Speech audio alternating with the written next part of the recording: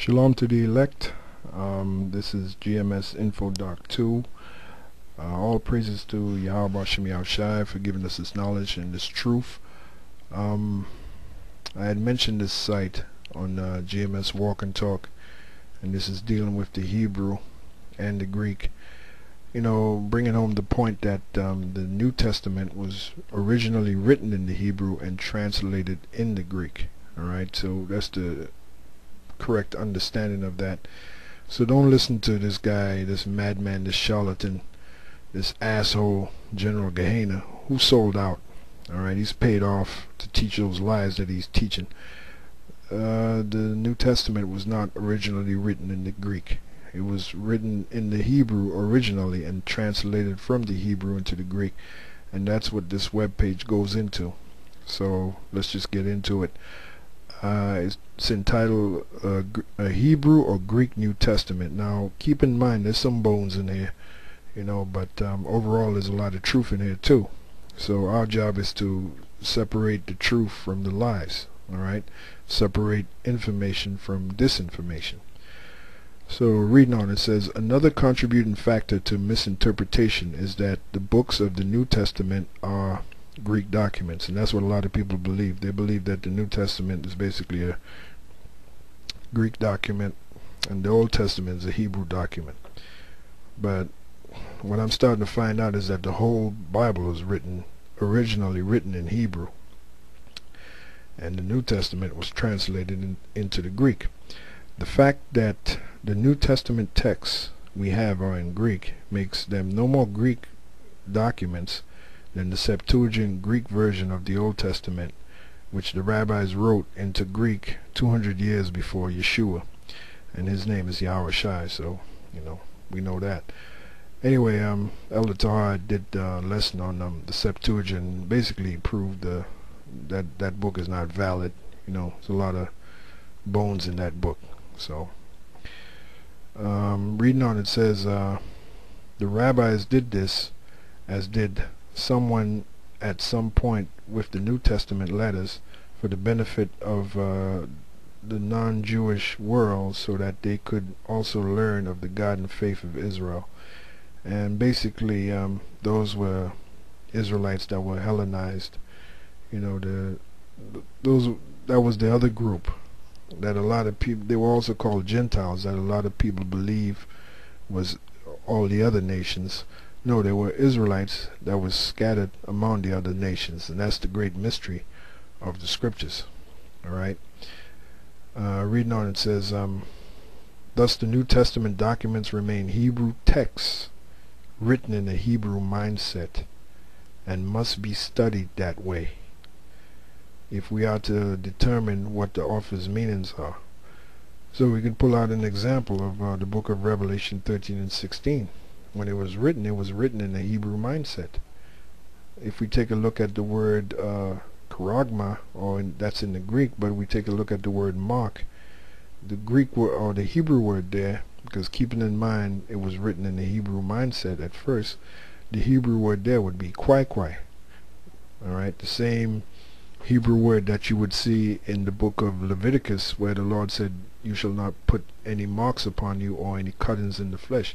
The same Hebrew word there should be the same Hebrew word in the book of Revelation 13 and 16. Alright, and that when you read it as such, then you get the true understanding of what Hebrews 13 and 16 is saying. You see it says cut it into the flesh, and the only thing that can measure up to that is that chip, because for them to insert that chip into you, they have to cut into your flesh.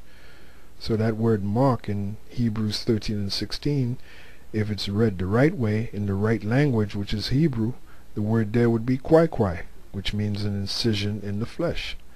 So let's go back to what this document says again. It says, thus the New Testament documents remain Hebrew texts written in a Hebrew mindset and must be studied that way if we are to determine what the author's meanings are. And until we learn the true original meaning, discussing what the verse means to us, as is done in many so-called studies, is an exercise in futility and leads to error. So basically they're telling you, if you don't correctly understand the New Testament in the Hebrew mindset, which it was originally written in, then you're just wasting your time. That's what they mean by is an exercise in futility and leads to error. And that's why, well, the main reason why General Gehenna is teaching what he's teaching is because he paid off. He got paid off, all right, by the elites. But those of you who really want to learn, if you have that mindset that the Hebrew or the New Testament was written in Greek, then you fall into that category. It would be a exercise in futility, and you would lead to error. You have to understand that the New Testament was first written in the Hebrew. All right. Reading on, it says, having said that, there's overwhelming evidence, both historical and linguistic, that shows that the texts were originally written in Hebrew, and also that Hebrew was not a dead language, as was thought of for quite some time. A good source of information on the latter is Biblical Archaeology Review, Bar magazine. Bar has had articles in the past few years on digs that have unearthed documents from around the 1st century written in Hebrew, and that would put us around the time of Yahushua, the 1st century, which, like I said in the lesson I did in GMS Walk and Talk, the language of the day during Yahushua's time was not the Greek, it was the Hebrew. Alright? It says from around the 1st century written in Hebrew, including legal documents and one woman's personal diary. Alright, so reading on, it says other sources testify to Hebrew being the language of the 1st century Jews, and the Hebrew origin of the New Testament documents include recent Qumran findings. Dead Sea Scrolls show secular documents written at that time concerning current events, i.e. not just copies of old religious texts, indicating Hebrew was a living language. There are several books on the Dead Sea Scrolls available. Contact Yasha.net for recommendations if interested. Number 2, Jewish coins found from that era are minted with Hebrew text on them. So that's another proof. Alright, Jewish coins found from that era are minted with Hebrew text on them. A study of the writings of the Christian Church Fathers shows that much of the New Testament was written in Hebrew. This includes direct statements made by Papias, Irenaeus, Origen, Eusebius, Epiphanius, Jerome, and Clement of Alexandria.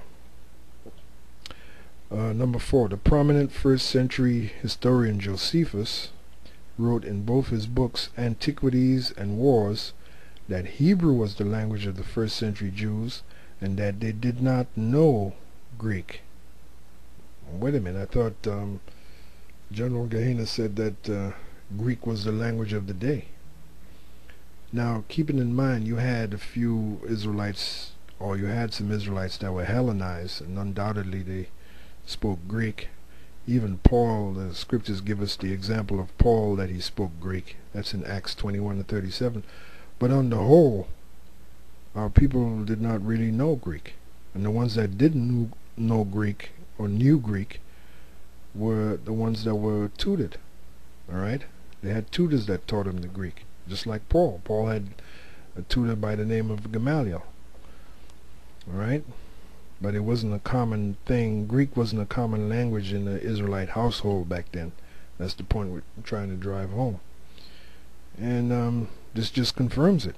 I'll read it again. It says, the prominent 1st century historian Josephus wrote in both his books Antiquities and Wars that Hebrew was the language of the 1st century Jews and that they did not know Greek. In fact, there's a Jewish tradition saying, it is better to eat swine than to learn Greek, and that's where I got that from when I mentioned it in GMS Walk and Talk 2. Got it from this information here. Modern linguistics, thanks to the input of cognizant Messianic Jewish and Gentile scholars, shows that the texts themselves don't lend to an original Greek translation.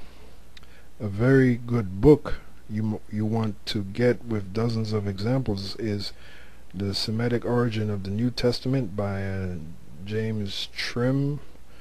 This can be ordered, blah blah blah, you know. Also recommended is the Hebrew Aramaic New Testament Research Institute at blah blah blah. Alright, so let's go to number 6. Other books such as the Jewish New Testament by David Stern are also helpful in showing the Hebrew thought that get lost in the Greek English. The latter can be ordered through Amazon.com. In other words, they're saying that the New Testament was written in Hebrew thought, and that if you try to study the Hebrew Testament, if you try to study the New Testament and try to go with the traditional Greek way of understanding it, then the Hebrew thought gets lost, because originally it was written in the Hebrew thought or Hebrew mindset, like we read up here. Alright, there it is. It says thus the New Testament documents remain Hebrew texts written in the Hebrew mindset. Alright, so this is just more proof. Alright, so basically it's pretty much the highlight of this page here. I mean, you can read a little bit more about it. It's entitled A Hebrew or Greek New Testament. All you have to do is type in that and this page should come up. So this is GMS Info Doc 2, and a little information for you brothers, and again, peace and blessings to the elect, and we say the Wada Yahweh Shem Yahushai for giving us this knowledge and this truth. And shalom to the elect and to the sincere brothers of our nation. Shalom.